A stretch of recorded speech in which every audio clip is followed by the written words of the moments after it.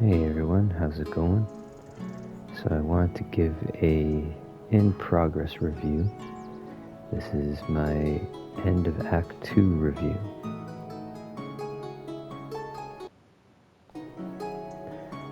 So I gave a review the first time around the 10 or 12 hour mark, as it was getting pretty far into the first act in the first area. And I'm now have finished a ton of stuff in this first area. So this is the first area you go to, finish the story here, and then continued on to the next area. And I finished the main story here and quite a lot of the side quests. And I actually just in the playthrough got to the third and final zone, Forlorn Swords. So I'm about to start my record sessions for this area. But before I do that, I wanted to give an updated impressions video. And that's partly because, although I'd love to say that my impressions have improved or continued to be really good after the first one, it's safe to say my impressions have somewhat soured on this game. And don't get me wrong, I still love this game, and I think once they finish patching it, it's going to be phenomenal. I'm just going to walk around as I talk here, so you're not staring at me standing still. I think where my issues are with this game is, at least currently, it is super buggy in this second region. It's called Connacht. And it's really unfortunate because it's actually a really cool area. I actually like the design of this zone more than the first zone. So you've got a lot of up and down. You can tell there's a lot of height here. You've got kind of these swamps and dead trees to one area. You've got a couple big former castles you can explore, and the main central hub town right here, where the Menhir statue is. And when you come in here, you come here, and you've got lots of different stuff around, like just a ton of good stuff. Some pretty good quests. So, if I look at the amount of quests that we've completed here, and there's a lot of side quests, as always, just like the first region. Tons of quests, and some of them are pretty different. I do like the fact that they are very different. Of course, the build itself has really improved from the first video. I'm still fully magic, with a lot of lifesteal, some heavy fire, and then some newer stuff, some thorns, still doing a lot of summoning. And a pretty good gear setup here. If I look at my character, to give you an idea of where I'm at with the character, let's go into attributes. So I didn't put anything else really in strength. I've continued to put some into endurance for health, and lots into spirituality, and a little bit into practicality and perception, which help with some of the additional stats. Nothing really in dexterity or strength, other than early game I added a little bit because I was playing a bit with the parry system. But I found magic is so OP in this game that I really haven't needed to do any parrying.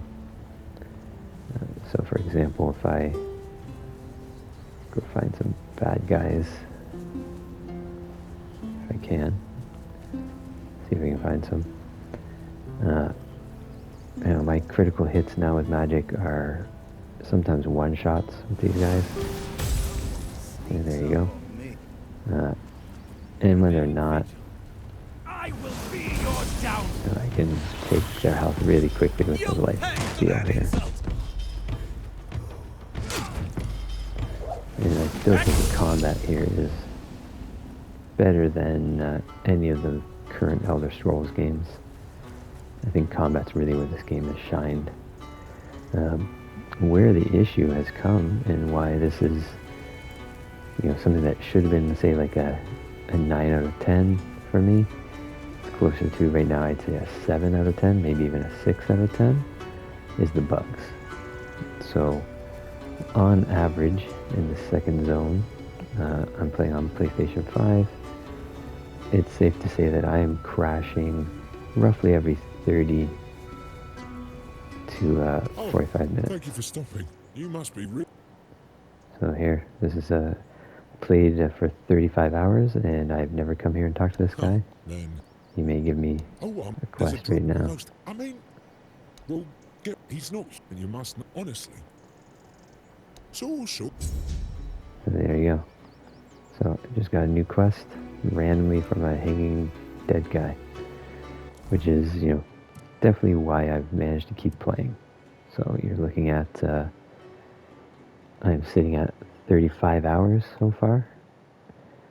Still got a few side quests. You can see right there I picked up a side quest. Kind of anytime I run into someone and talk to an NPC, I get a quest. But what keeps this game from being a 9 for me is the amount of crashes. There was one moment where I actually fell through the ground and fell through it twice, all the way under to the water. Had some texture popping, but most of my frustration has come purely from crashes. And that's, really unfortunate, because I think the game itself is stellar. This is definitely a game that easily takes on, if not improves on, everything that Elder Scrolls game would have.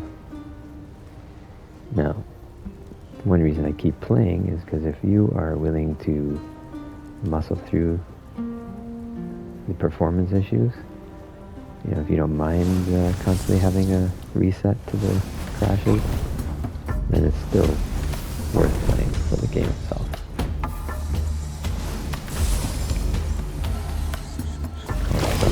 This guy busy.